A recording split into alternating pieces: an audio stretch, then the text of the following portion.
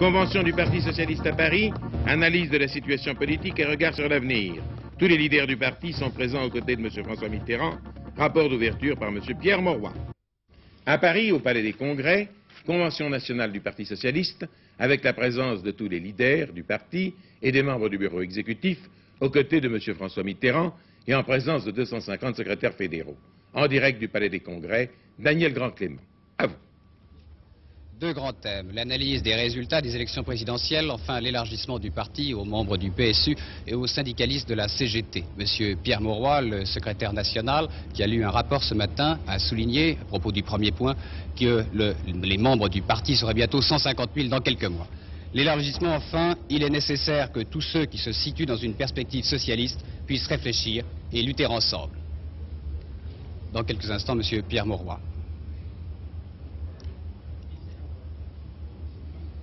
Monsieur Pierre Mauroy, l'intérêt de mener à bien cet élargissement du parti est évident. Pour faciliter, dans une période de fort recrutement, l'afflux des militants politiques et syndicaux déjà formés aux exigences des luttes. Pour établir, dans le respect de l'autonomie syndicale, des liens plus étroits avec la CFDT, mais aussi avec la Fédération d'éducation nationale, avec Force ouvrière et avec la CGT.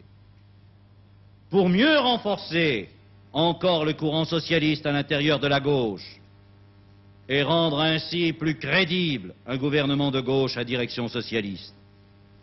Et enfin, pour donner au débat sur l'autogestion son cadre naturel, celui de tous les socialistes rassemblés et contribuant ainsi à enrichir le mouvement socialiste plutôt que de perpétuer le risque d'antagonisme des idées à partir de structures opposées.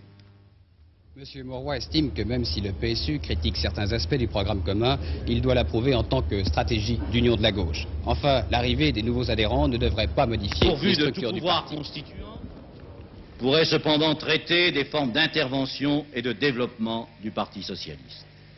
Enfin, il convient de souligner que les adhérents nouveaux en provenance du PSU et de la CFDT ne souhaitent pas se constituer en un courant de pensée organisé avec en tant que tel une représentation garantie.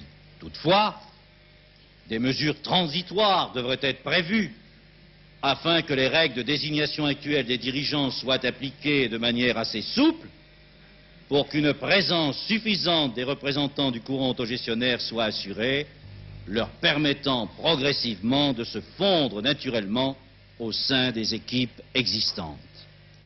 Quant à François Mitterrand, il prendra la parole cet après-midi pour commenter ce rapport et les débats qui vont le suivre. À vous, Cognac-Jet.